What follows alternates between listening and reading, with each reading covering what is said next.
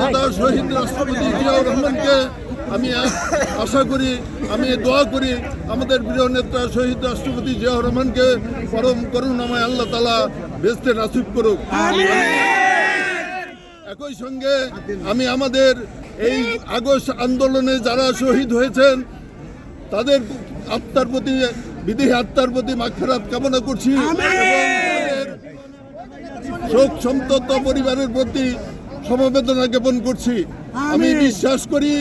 যেভাবে এই স্বৈরাচারকে আপনারা উৎখাত করেছেন, আগামী দিনে তারেক রহমানের নেতৃত্বে আমরা নতুন বাংলাদেশ গড়ার প্রত্যয়ে ধন্যবাদ দিয়ে আপনাদেরকে সামনের দিকে এগিয়ে যাওয়ার জন্য